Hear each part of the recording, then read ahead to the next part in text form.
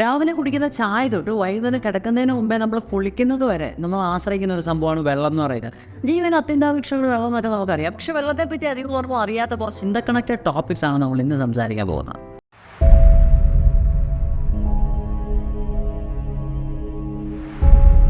ഭൂമിയുടെ 70% വെള്ളമാണെന്ന് നമുക്ക് എല്ലാവർക്കും അറിയാം. പക്ഷേ അത് ഇരുത്തം വരുത്താനായിട്ട് നമുക്കൊരു എക്സ്പെരിമെൻ്റ് ചെയ്യാം, ഒരു തോട്ട് എക്സ്പെരിമെൻ്റ് ചെയ്യാം.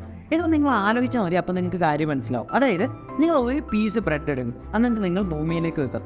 അതേ സമയത്ത് തന്നെ ഭൂമിയുടെ മറുഭാഗത്ത് നിങ്ങൾ ബ്രെഡ് വെച്ച പോയിന്റിൻ്റെ എക്സാക്ട് ഓപ്പോസിറ്റ് ഭാഗത്ത് മറ്റൊരാൾ ഒരു ബ്രെഡ് വെക്കുന്നു. ഒരു എർത്ത് സാൻഡ്വിച്ച് എന്നൊക്കെ പറയാം അല്ലേ.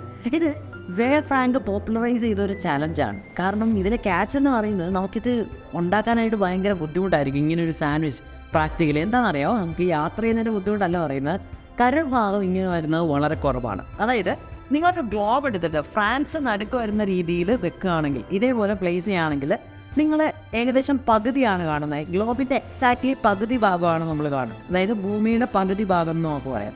പക്ഷെ അതേ സമയം തന്നെ നിങ്ങൾ 90% ഡ്രൈ ലാൻഡ് കാണുന്നുണ്ട്. വരണ്ട ഭൂമികളുള്ള 90% സ്ഥലങ്ങൾ നിങ്ങൾക്ക് കാണാൻ സാധിക്കുന്നുണ്ട്.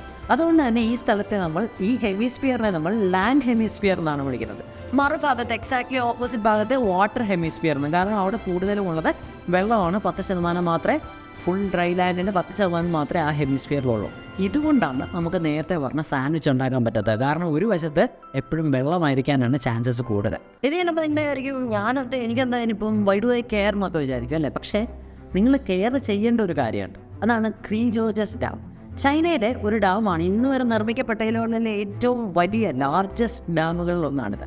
2006 ഇതിൻ്റെ നിർമ്മാണം പൂർത്തിയാകുന്നത്. പക്ഷേ 2006 ഇതിൻ്റെ നിർമ്മാണം കംപ്ലീറ്റ് ആയി കഴിഞ്ഞപ്പോൾ ഭൂമിയുടെ ഒരു അടിസ്ഥാന കാര്യം തന്നെ, ഒരു ഫണ്ടമെൻ്റൽ ആയിട്ടുള്ളൊരു സംഭവത്തെ തന്നെ ഈ ഡാം ചേഞ്ച് ചെയ്ത് കളഞ്ഞു. ഈ ഫിഗർ സ്കേറ്ററൊക്കെ നിന്ന് കറങ്ങുമ്പോൾ അവരിങ്ങനെ കൈ നിവർത്തുന്നത് കണ്ടിട്ടില്ലേ. സ്ലോ ചെയ്യാനായിട്ട് കൈ നിവർത്തും, അവർ കൈ സെൻറ്ററിലേക്ക് കൊണ്ടുവരുമ്പോൾ അവരുടെ സ്പീഡ് കൂടും. ഇതേ കാര്യം തന്നെ നമ്മുടെ ഭൂമിയുടെ കറക്കത്തിലും ബാധകമാണെന്നുള്ളതാണ്.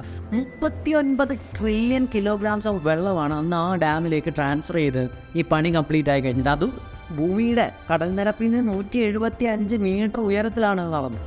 അങ്ങനെ ഒരു സംഭവമാണ് അവിടെ നടന്നത്. ഇതിൻ്റെ ഔട്ട്കം എന്താണെന്ന് പറഞ്ഞാൽ നാസയുടെ കണക്കൂട്ടലനുസരിച്ച് നമ്മുടെ ഭൂമിയുടെ കറക്കത്തിൽ തന്നെ ഈ ഡാം സ്ലോ ആക്കിയെന്നുള്ളതാണ്. അതായത് സെൻട്രിൽ നിന്ന് അത്രയും കൈ നിവർത്തുന്ന പോലെ അത്രയും ഉയരത്തിൽ അത്രയും അധികം വെള്ളം വന്നപ്പോൾ ഭൂമിയുടെ അടിസ്ഥാനപരമായിട്ടുള്ള കറക്കത്തിൻ്റെ നീളം തന്നെ കൂടി എന്നുള്ളതാണ്. കറക്കം സ്ലോ ആയി.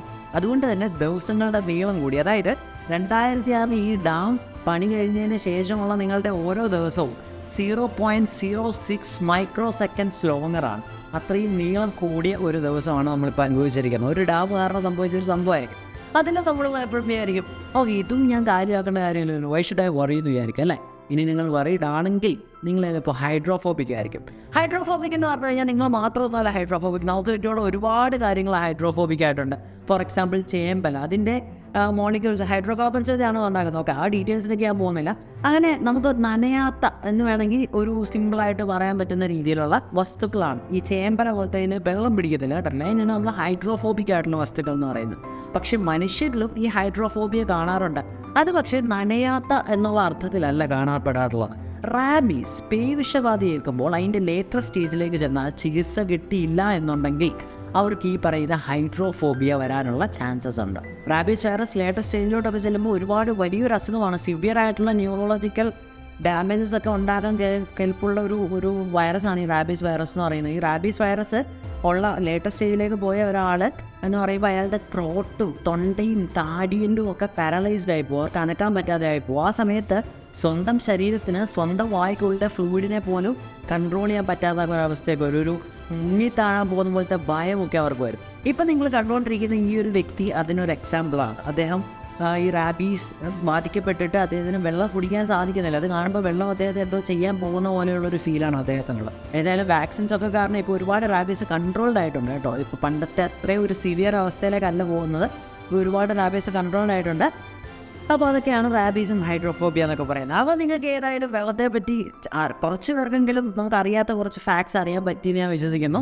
ഇത് വെള്ളത്തെപ്പറ്റി നമുക്ക് എത്ര വേണം സംസാരിക്കാം കേട്ടോ. വെള്ളത്തെപ്പറ്റി അത്രയധികം ഇൻ്റർകണക്റ്റഡ് ആയിട്ട് നമുക്ക് സംസാരിച്ചുകൊണ്ടിരിക്കാൻ പറ്റുന്നൊരു ടോപ്പിക്കാണ് വെള്ളം എന്ന് പറയുന്നത്. അപ്പോൾ ഇതേപോലെയുള്ള വീഡിയോസ് അല്ലെങ്കിൽ വെള്ളത്തെപ്പറ്റി ഇനി അടുത്ത പാട്ട് വേണോ എന്നൊക്കെ ഉള്ളത് നിങ്ങൾ കമൻറ്റ് ചെയ്യുക. അഭിപ്രായങ്ങളൊക്കെ കമൻറ്റുകളിൽ ഇടുക. വീഡിയോ ഇഷ്ടമെങ്കിൽ ലൈക്ക് ചെയ്യുക, വീഡിയോ ഇഷ്ടപ്പെട്ടില്ലെങ്കിൽ ഡിസ്ലൈക്ക് ചെയ്യുക. ഇതുപോലുള്ള വീഡിയോസ് ഇനിയും കിട്ടുന്നതിനായിട്ട് ചാനൽ സബ്സ്ക്രൈബ് ചെയ്യാം. Thank you.